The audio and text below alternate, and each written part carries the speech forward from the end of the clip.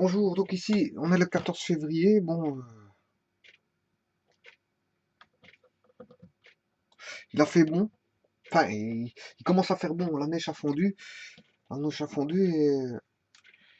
commence à voir bon des éclaircies, et voilà, on commence à voir un printemps petit à petit arriver. Alors que jusqu'ici on a vu que de la neige, du mauvais temps, de la grisaille, en espérant que bon, ça va continuer comme ça les éclaircies pour que la nature puisse s'éclore et arriver, je veux dire, à sa maturité qui sera l'été. Bon, donc ici on va voir le moment d'inertie. Pardon, je m'excuse. Le moment d'ordre 1. Parce que le moment d'inertie, c'est un moment d'ordre 2. Ici, moi, je vais voir le moment d'ordre 1 qui a à voir avec les centres de gravité. Ça a toujours. Le moment d'ordre 0, c'est le poids. C'est le poids. Le moment d'ordre 1, c'est avec les centres de gravité. Donc, on va voir comment rechercher les coordonnées du centre de gravité x, g, y, g. Hein, le centre de gravité qui est le point G. De quoi? En fait, d'une courbe, d'une surface. Voilà. A, B. Délimitée entre l'axe OX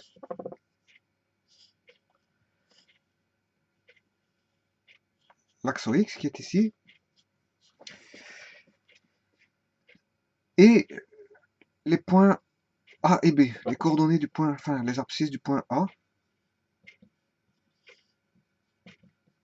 Voilà. Donc la courbe est délimitée, la surface est reprise ici. Bon, cette surface a une aire grand A.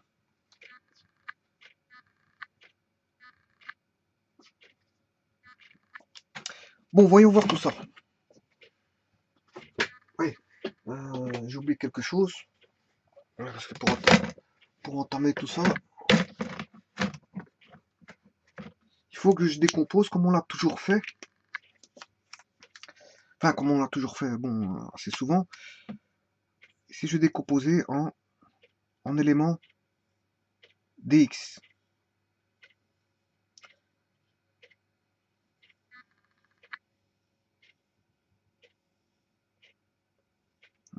Mais si j'en prends un de ces éléments dx,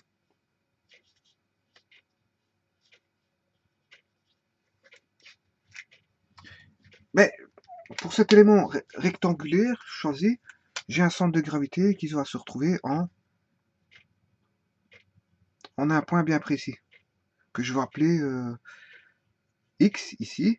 Et là, bien sûr, il se trouve au milieu, parce que le centre de gravité se trouve sur les diagonales du rectangle. Donc, les diagonales se retrouvent ici, si je devais prendre ce point-là, correspondant au centre de gravité de l'élément dx ici, il serait en y demi. Ceci, c'est fondamental. C'est pour ça qu'on trouve souvent des demi quand on fait des calculs de centre de gravité.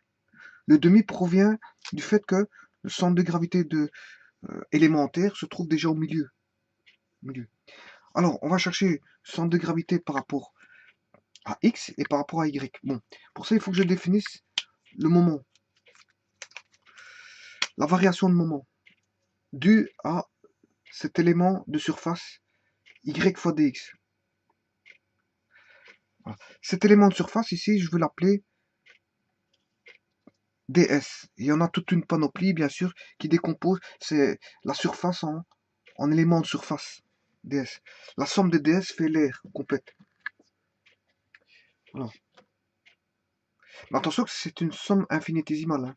Donc, si on veut l'air, ça va être intégrale de voilà ceci. Hein. C'est pas une somme comme ceci puisque c'est une somme infinie. On va faire tendre les ds vers 0. Enfin, ici, en fait, ouais, pas confondre delta x et dx. Hein.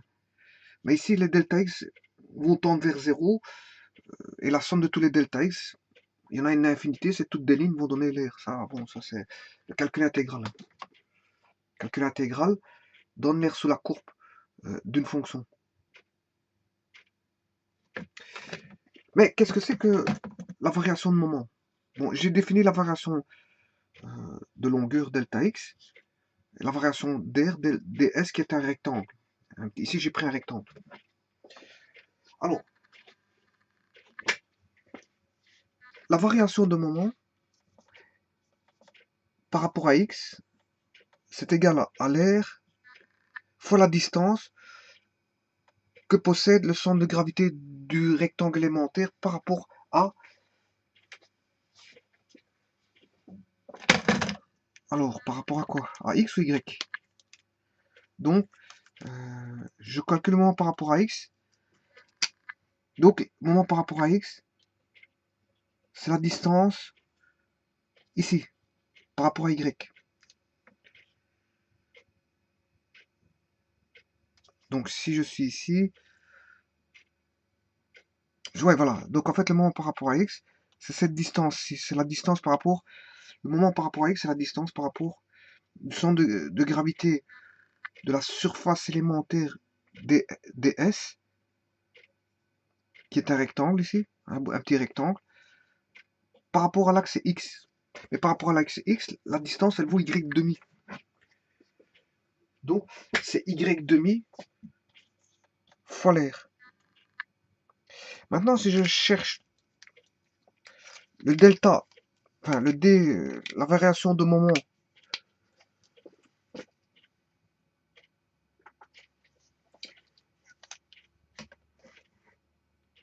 si je cherche la variation de moment par rapport à y, eh bien, c'est l'air fois, c'est l'air complète. Non, je m'excuse, ici, c'est pas l'air complète. Non, c'est par rapport à ds. Hein. Ah ouais, parce que je suis en élémentaire, hein, donc c'est pas l'air complète, je m'excuse. Donc ici, oui, parce que je suis en train d'étudier donc le rectangle élémentaire, donc sa surface c'est ds et non pas, pas A. A c'est la surface complète. Voilà.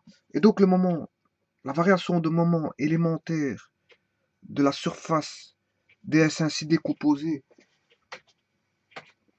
par y fois dx, puisque ds c'est y fois dx, hein,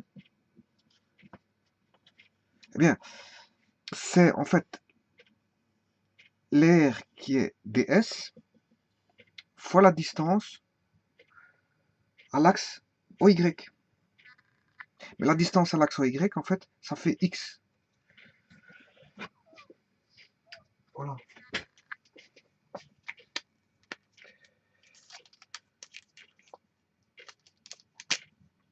Voilà, en fait, en gros, l'élément de moment, le moment élémentaire par rapport à x, eh bien, c'est l'air élémentaire ds fois la distance qu'on a par rapport à l'axe OX. La distance par rapport à l'axe OX, il vaut y demi. Bon, bah maintenant, le moment par rapport à l'axe, la variation de moment par rapport à l'axe OY. Voilà, là, on était par rapport au X. Maintenant, par rapport à Y, ben, c'est l'élément de surface fois la distance au centre de gravité. Et là, bon, la distance au centre de gravité par rapport à l'axe OY, ben, cette distance-là fait X. Donc, c'est bien XDS. Voilà. Mais attention que DS, ici, on a dit que c'était DX fois Y. Voilà. Y, qui est une fonction de X. Y, qui est ici, fois DX. Eh bien, ça donne ds. Y fois dx, ça donne ds. Bon.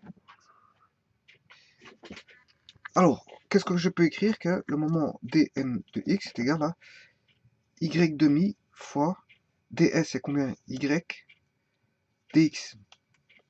Et le moment par rapport à y, c'est x fois ds, et ds, c'est y dx. Voilà. Autant dire que le moment par rapport à variation de moment par rapport à x, c'est 1 demi y carré dx. Et que la variation de moment par rapport à y, c'est xy fois dx. Donc vous voyez ici apparaître un 1,5. Ce coefficient 1,5, il apparaît pour le moment, la variation de moment par rapport à x. C'est normal parce qu'on a pris un rectangle et que le centre de gravité du rectangle se trouve à la moitié. Donc la distance du centre de gravité du rectangle élémentaire par rapport à x fait y'. Donc on a d'office 1,5 d'office. Qu'on n'aura pas ici, qu'on n'aura pas sur la variation de moment par rapport à y. Voilà. Donc attention à ce 1,5. Hein, on peut se tromper dans les calculs et oublier ce fameux 1,5 hein, si on ne fait pas référence aux formules. Par contre, si vous utilisez la formule toute faite que je vais vous montrer maintenant, il n'y aura pas de problème. D'ailleurs, je ferai un calcul par après sur une courbe et je vous montrerai les deux différences. Bon, alors,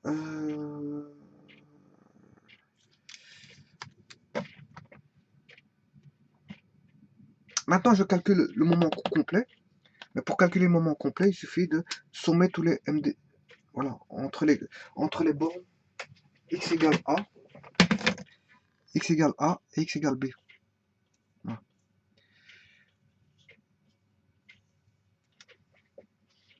Voilà. Ici on a bien une surface. Hein.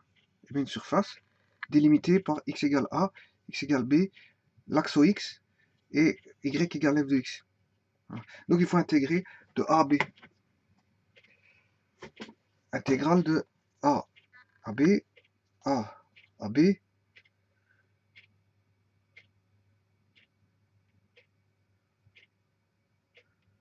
Ouais.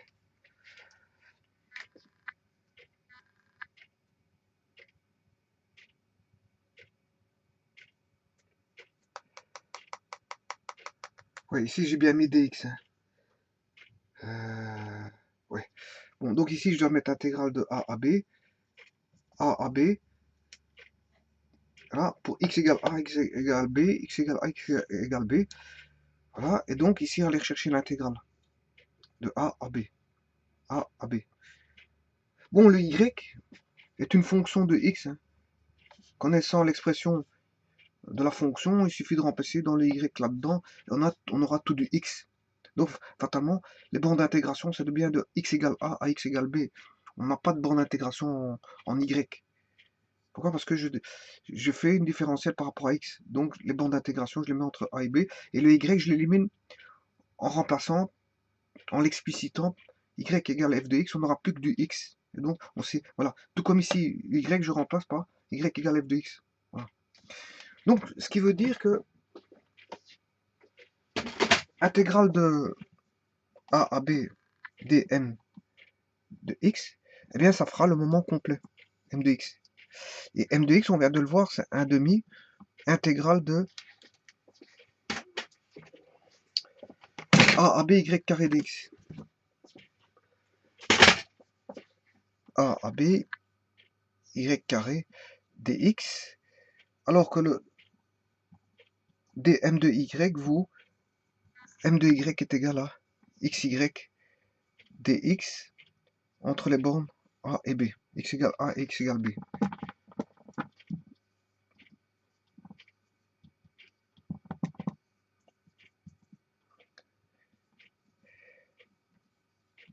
Voilà les formules pour calculer le moment en x et le moment en y. Et ceci, ça nous donne quoi? Eh bien, en fait, c'est justement le moment en x.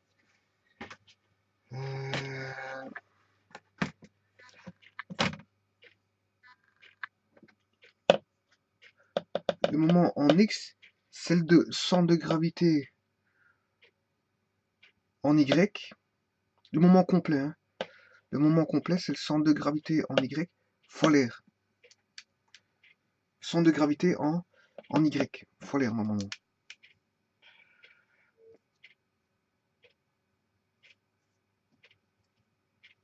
Y demi.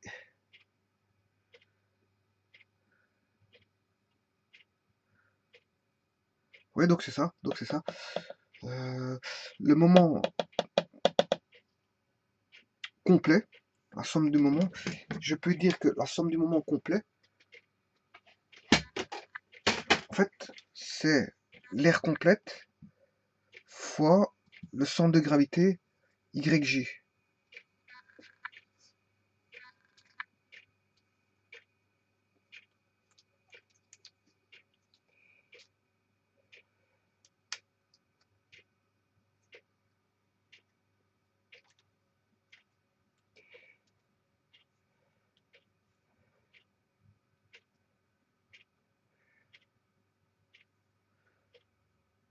Et là,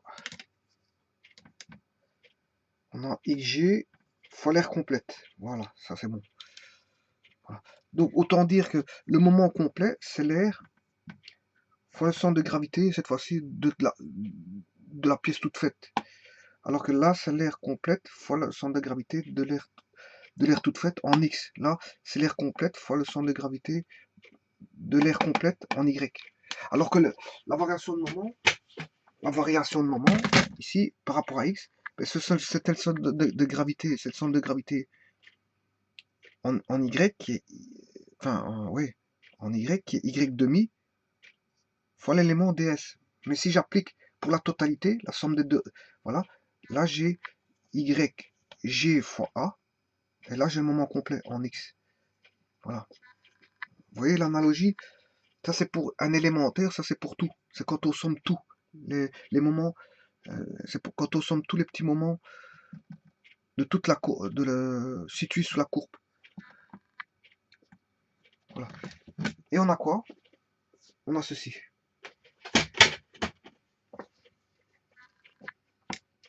Alors,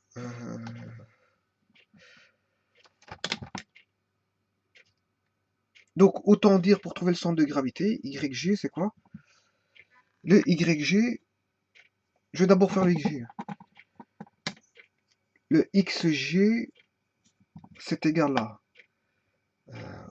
au moment Y divisé par A. Voilà. Et le YG, le centre de gravité, pour trouver le centre de gravité YG, c'est le moment par rapport à X divisé par A. Sachant que le moment par rapport à X, vous, moment par rapport à X, vaut l'intégrale de 1 demi A B Y carré dx. Voilà. Et que l'air, bien sûr, vous aurez compris que l'air, c'est l'intégrale de AB de ds. Mais ds, c'est Y dx. Voilà. Bon, maintenant, pour trouver xg, ben, xg, c'est le moment par rapport à y divisé par l'air. Ouais, parce qu'en fait, si on a xg fois a est égal à my, ben, xg est égal à my sur a. Bon. Ah, ça, c'est évident. Hein. Donc, xg est égal à my sur a, mais que vaut my? C'est l'intégrale de a à b de xy dx, voilà, et l'air c'est l'intégrale de ds. Or ds c'est y dx. Voilà. Et si vous appliquez ces formules-là, xg ici et yg ici, pour retrouver le centre de gravité, ben, vous allez retrouver le centre de gravité xg, yg. Donc en xg c'est x fois y dx, et en y, attention que c'est y carré dx, mais avec un demi. Il y a un demi ici. Si vous oubliez ce 1 demi là, la réponse, ben, elle ne sera pas bonne parce que le YG ben, sera amputé d'un coefficient 1 demi. Donc ce ne sera pas bon. Donc n'oubliez pas ce 1 demi. D'ailleurs, je vais faire un calcul juste après pour voir comment on traite aussi. Donc autant dire, bon, je résume la chose, c'est que le centre de gravité peut être considéré comme un moment d'ordre 1. Et ici, on a vu que le centre de gravité est considéré comme un moment d'ordre 1 de l'air. C'est-à-dire c'est une aire. Là, on va chercher le centre de gravité d'une aire élémentaire. On va chercher sa distance par rapport à un axe soit OX soit OY. Et puis on fait ça pour toute la sommation des aires élémentaires pour avoir toute une surface. Voilà. Et le moment de la surface, ben, c'est le centre de gravité de la surface multiplié par on va dire, la distance qui sépare soit à OX, OY. Parce qu'ici, bon, on calcule par rapport au moment d'inertie, enfin, un moment d'ordre 1, par rapport à, comment on appelle ça, aux axes.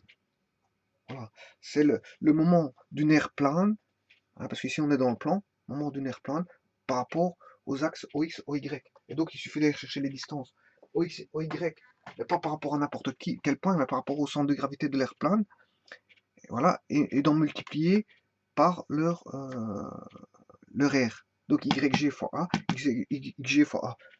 YG fois A, ben, c'est le moment par rapport à X, puisqu'on a la distance du centre de gravité à X, qui est YG. Voilà. Et là, on a le moment par rapport à Y, qui est le calcul le produit de l'air par rapport à la distance à l'axe OX. Voilà. On a le moment par rapport à l'air. Mais tout ça se calcule via des formules que j'ai démontrées ici. Mais pas oublier ce fameux 1,5 comme je l'ai dit. En YG, si vous oubliez ce 1,5, la réponse est fausse. Puisque vous n'aurez pas calculé, je veux dire, le centre de gravité au bon endroit. Vous serez ailleurs. Alors que le centre de gravité se situe au travers de ces calculs-là. Je vais faire une application pour bien comprendre tout ceci en fait. Voilà. Je vous remercie beaucoup.